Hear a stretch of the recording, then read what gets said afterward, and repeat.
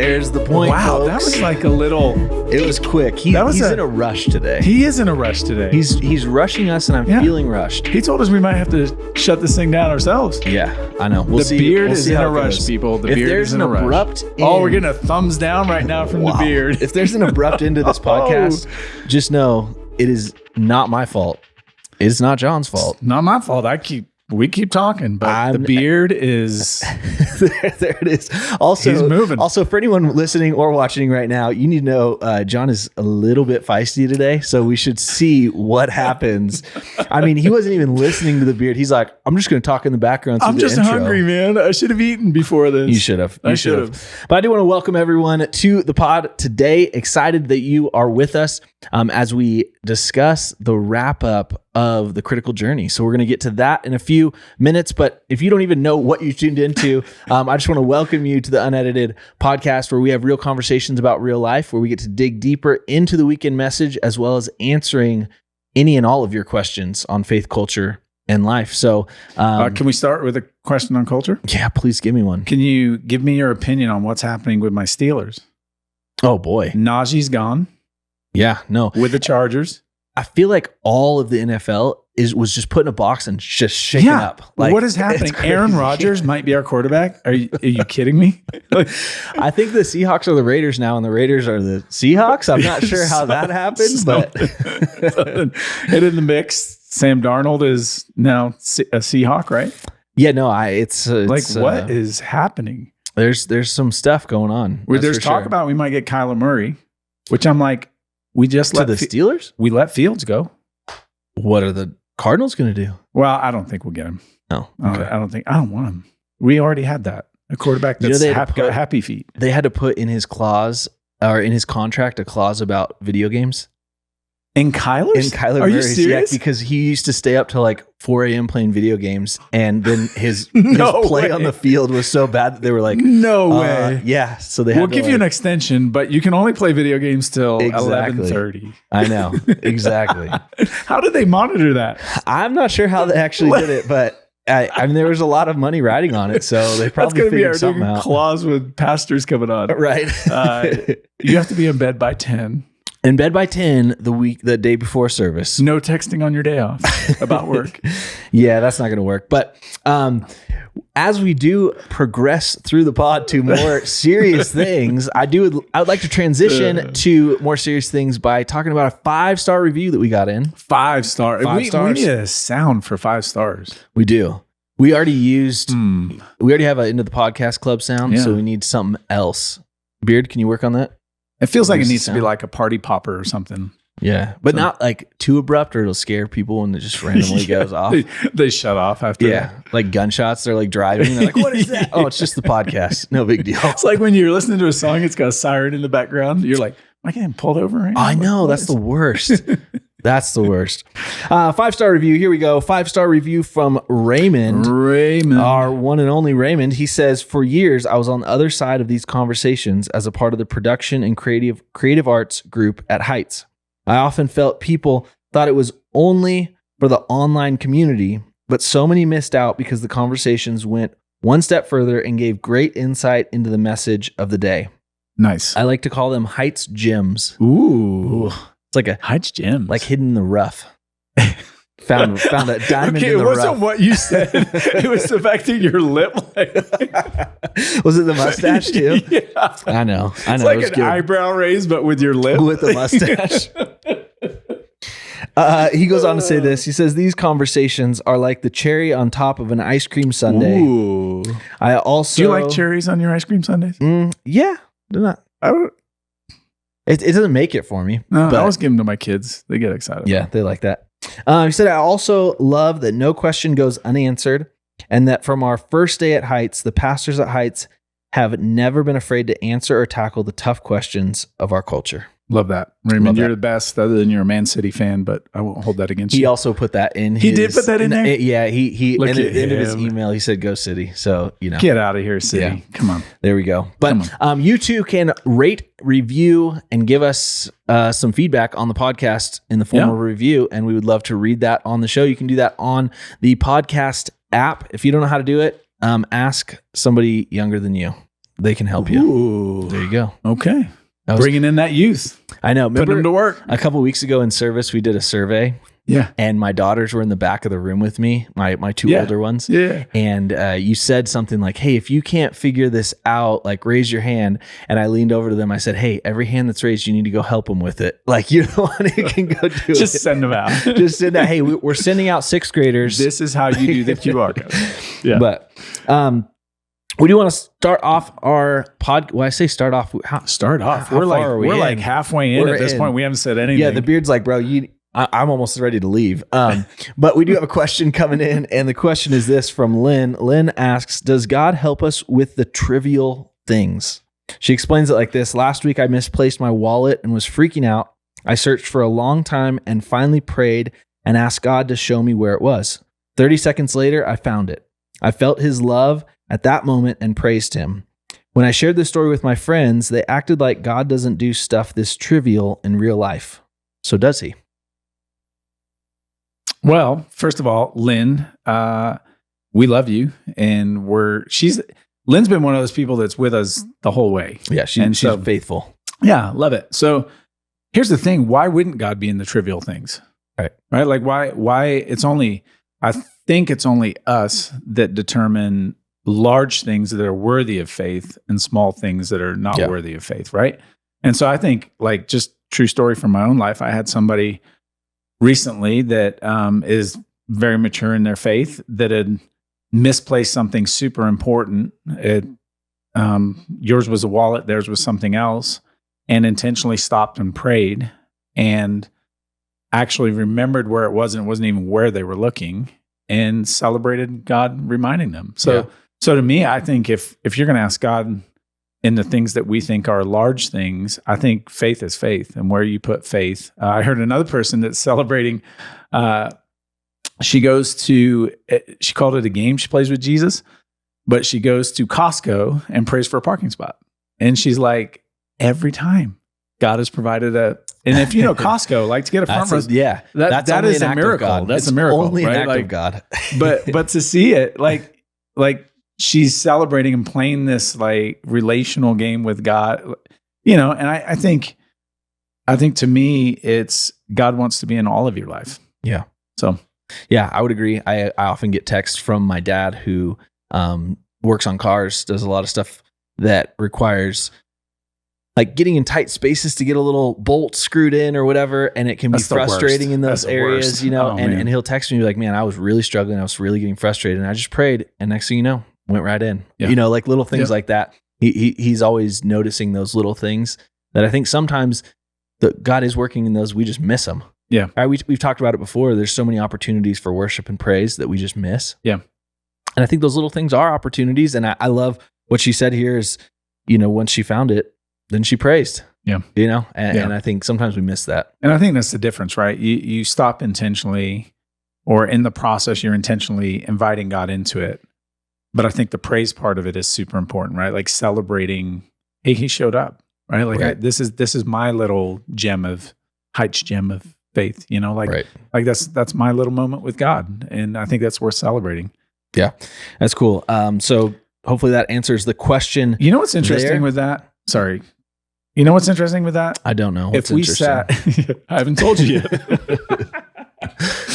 If you sat when your time with God and you asked God to speak and you felt like he spoke just to you and told you something, right? Mm.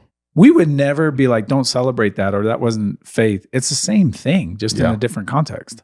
And so I just think it's just interesting how we can spiritualize the moment of a quiet time with God, but looking for a wallet. Well, that's why would you invite God into that? Yeah. So anyways. Yeah. No, that's good. I do want to hop into the weekend. We wrapped up the critical journey. Wrapped up. And it has been a journey to get here for sure. It's been a journey. And we ended with this idea of the life of love. Yeah. Almost the pinnacle, right? You get to this thing and it's like, it sounds so amazing. And so I think thinking about the life of love, like hopefully I get there at some point in my life. Like that's the hope, right? But it kind of seems almost unattainable at sometimes. Yeah. Like you look at it and you're like, man, will I ever get to that point? Will I ever be at a place where it's like, man, that would be awesome. how do we fight from being discouraged? Because I feel like sometimes we just want to jump stages. So somebody who maybe would identify themselves in stage 1 or stage 2, looking at this final stage going, I wish I was there. Like, how do we stay motivated to reach that goal? Because for most of us listening this weekend, I would say 99% of people listening this weekend, it was a goal in the future. It wasn't a reality of now. How do we stay motivated to reach that? Yeah, I think maybe 2 parts to it. The first one being, I love it. If you just take the life of love and you make it a list, it feels very overwhelming. Mm-hmm. But when I put it into and we talked about this weekend, right? Jesus is our model. So when we look at the life of love, we look at the person of Jesus. Mm-hmm. Now, all of a sudden, I start to see the things that Jesus did. I start to see the thing. Probably one of the best ways of that is in recent time is The Chosen.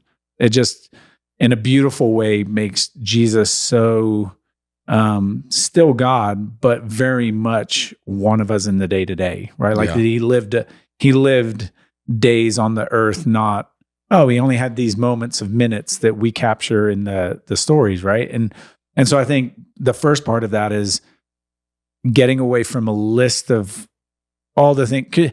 A good example would be you take 1 Corinthians 13, right? Like, love is patient, kind, long-suffering. Like, you go through that and you're like, oh my gosh, I'm never going to get that, right? But when I take all of that and I put it into Jesus and I see how he was patient with people, all of a sudden I go, I could do that, right? And then to your point, the goal of this whole thing is that God would make us like Jesus. And so that's what he's transforming me and conforming me into. And so within that, keeping the image of Jesus, and the more, I'm on a kick right now. I know you did it with Romans last year, but I don't know if you're still doing that. We haven't talked about it, but I think for me, I don't know if I'll do it the whole year, but I'm just in the Gospels and I'm just mesmerized by the person of Jesus right now. And the amount of times he healed and the amount of times, like we talked about this weekend, the compassion he had and moments he shouldn't have had compassion because it had been a long day. And yet he's still slowing down and they're knocking on the door at night after a really long day. And it says all the sick and demon possessed and the lame are all now brought at, and it feels like, I don't know if it was 8:00 at night, but it feels like 8:00 at night or later. Mm-hmm. And he heals them. And I'm like, 8:00 at night, I'm like, no, that's a hard no for me, right? Nope, come back in the morning. Especially if you preach that day. Yeah, get a hold of Jenny. She'll figure it out for you. But, you look at that and you go, okay, if that's a model that's put in front of me, that's what God's softening me and moving me towards, that I'd be moving slow enough. And so I think some of it is getting out of the list version and getting into, hey, this is the person. And then to your point, how do we stay motivated and not, I hope that people felt like, if you're in stage 2, I hope you have this longing for the life of love, but also recognizing the journey to get there is just as important, because the journey is the shaping, the conforming, and so to stay motivated, I think just knowing that God's working today and what God's moving me towards is to be like Jesus. And being present in the stage that you're at. You're there for a reason, right? Yeah. Like God, I'm working on a message right now that it is when Jesus healed the blind person. Yeah. Right. And so one of the things that when he healed that blind person that we look at is like, man, why was this guy blind? Yeah. And that's the question the disciples even ask. And Jesus is like, well, is that the passage, who sinned? Who sinned, him or his parents? And he's going, no, neither of those. And I think sometimes we want to look for the why instead of realizing like there's a purpose in it. Yeah. So even in the situation, to relate that back to the critical journey, it's like, man, I just want to get out of this stage. Well, what's the why you're there? Yeah. When you're in it. Yeah. Like there's a purpose. God does not leave you in a place without a purpose. Yeah. And so, you're there for a reason. And that's the stage that God wants you to grow in and grow through. And once you've done that, then you move on. It naturally happens. It's not like I graduate. There's no graduation ceremony for moving from one stage to the next in the critical journey. You just arrive at a place where you're living life. Party poppers. We need a little graduation ceremony for us. I think. Oh man, I just had an image. You ever seen the Trolls movie? The glitter one. Yeah, the glitter one. Yeah. That's but good. I think too, within the purpose piece of it is just knowing where God has me right now. This is what's needed. So even as uncomfortable as it is, or as hard as it is, or as tedious as it is, whatever it happens to be, that yes, there's purpose in it, and that I can't become the next version of who I need to become without it. Right. And I was listening to a guy do a podcast a while ago, and I actually just used this language today with somebody, like, that doesn't even feel like me. And it was only 5 years ago. Like I recognize that person because it was me, but like I've changed so much in that time. And I think the language I heard from the podcast was, oh, that was 4 Johns ago, right? Like that was 8 versions of me ago, right? Yeah. Like, and you look at that, and I think that's, hopefully we're all trending towards Jesus, where, we look back and we go, oh man, that was 15 versions of me ago. Yeah. Versus today. And I couldn't have got here without, like you're saying, the purpose of this journey inside of it. Yeah, that's a cool way to think about it. As we wrap up this critical journey, it has been so incredible for you going on this just run of preaching this thing, man. Oh, man. Like it's been a run right here. But it's been an unhealthy run. Well, what was the most challenging part for you in this series of going through all? I mean, you've preached so many different messages in this. What was the most challenging one to preach, or just even concept throughout the journey? Mm-hmm. Honestly, I think the biggest wrestling match was wanting to be true to what God's doing in the moment, and knowing people would be present that weekend that are in that stage who either need to be affirmed, or they need a step forward, or they need, and not making it like forced, like actually going, okay, Holy Spirit, what are you calling us to? So the challenge then of like, we came out the gate and watching people every service giving their life to Jesus, to not try and force that to the next week, but to go, okay, genuinely, what does this week, and what do people in this stage need? And what does the church family need to mature? Yeah. And then the next week, not, so I think that was probably one of the most difficult things, was trying to, because it didn't, like you were in the one where we used the book of The Rabbit Listened. Mm-hmm. That came on a Tuesday, was dropped off at my house Tuesday night, sat on my counter for a couple of days because I was busy and didn't get to it. Then I actually sit with it and read it, and I'm still not sure how it best fits. Saturday afternoon, I take pictures, walk in Saturday night and ask Simon, who was producing, who's our technical director, like, hey, I'm going to try this in rehearsal so that you have the full context. Tell me if it feels good, if it fits, if it does, so I mean, we're an hour away from that's real time, right? Walking there. it out. Yeah. And so I think some of that just going, man, I want to be faithful to the critical journey inside of teaching the critical journey. Yeah. And what we're asking people to do isn't like us as a church leadership saying, oh, we think you should do this, but it's genuinely sensing and having unity on the team of, hey, this feels like what the Holy Spirit's leading us into. So that's been unique to it. And what has been the coolest part then?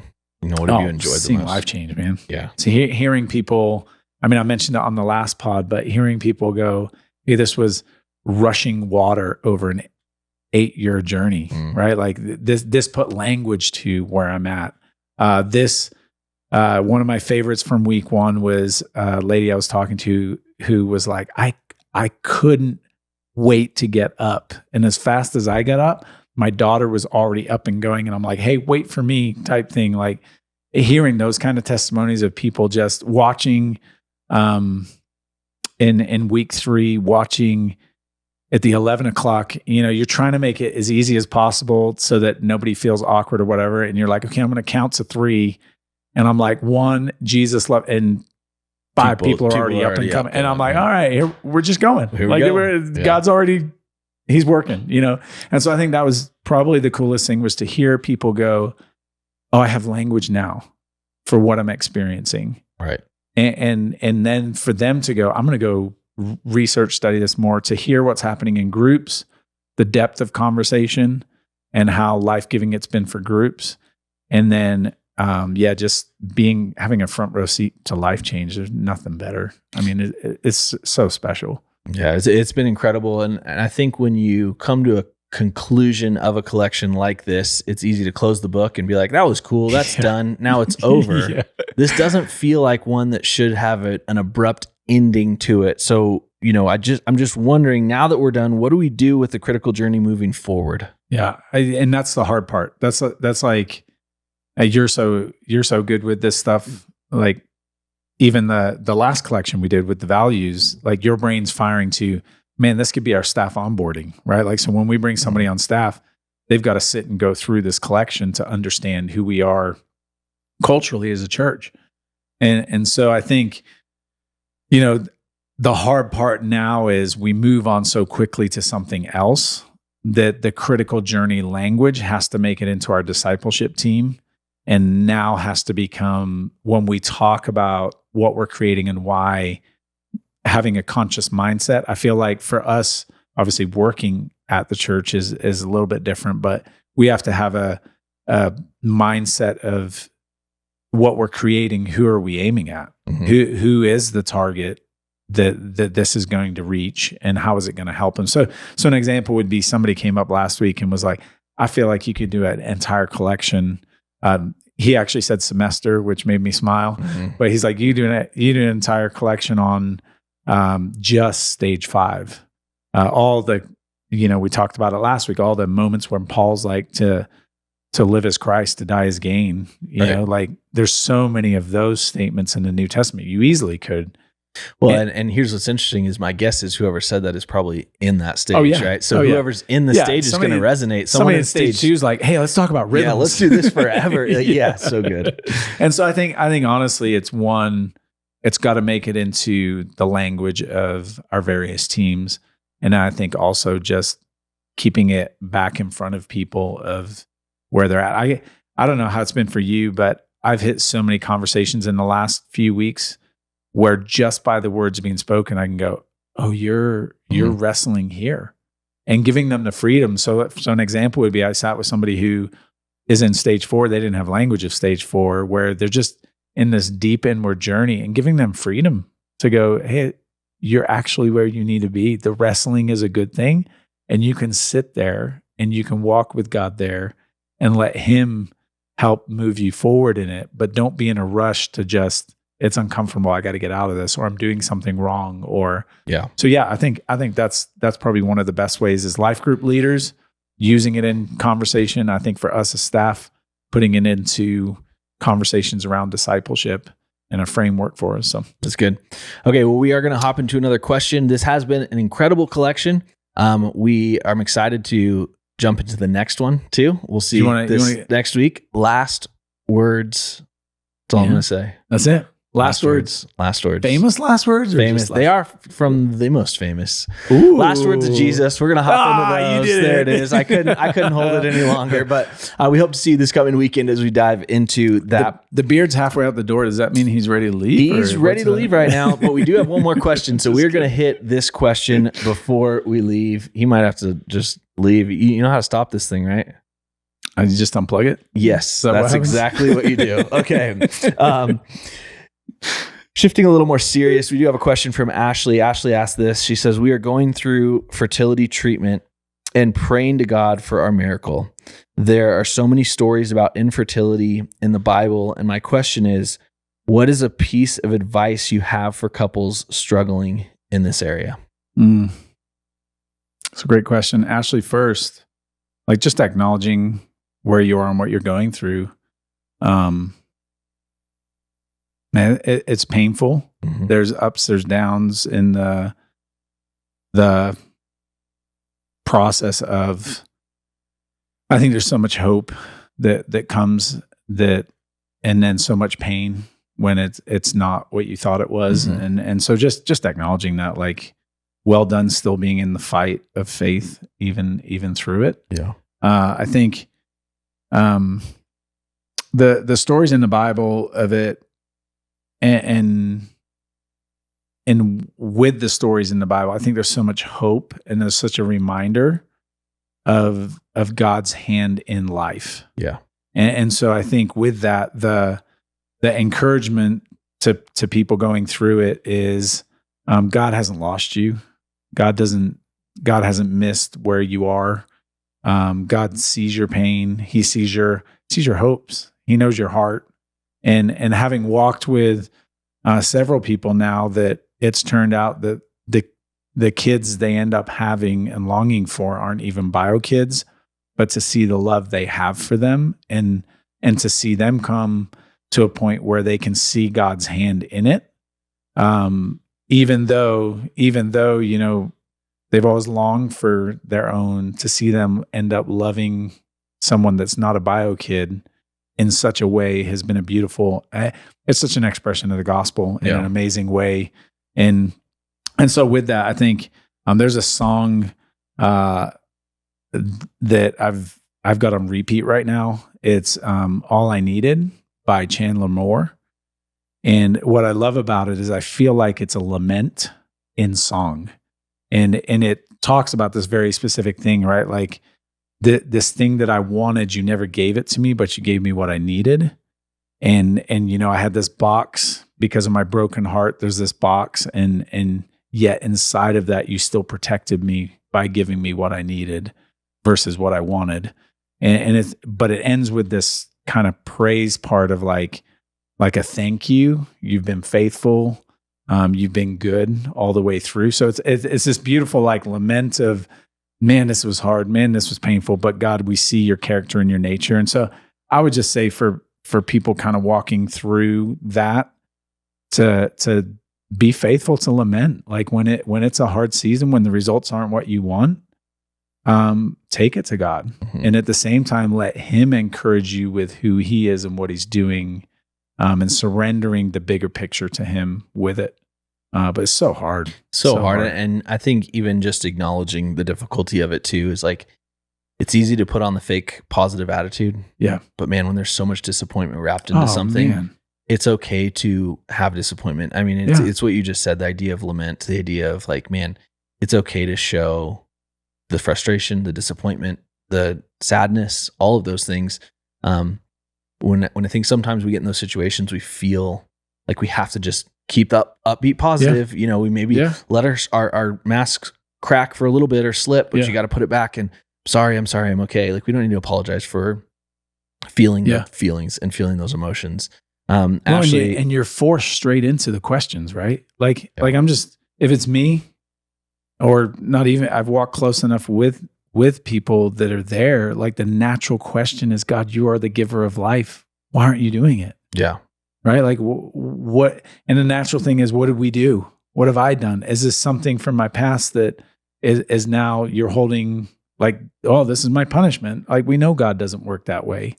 And so it's so easy to be thrown into these deep anguish questions. And to your point, just hold them and be honest with them, right? Take them to the Lord and wrestle with, God, I don't see you in that way right now.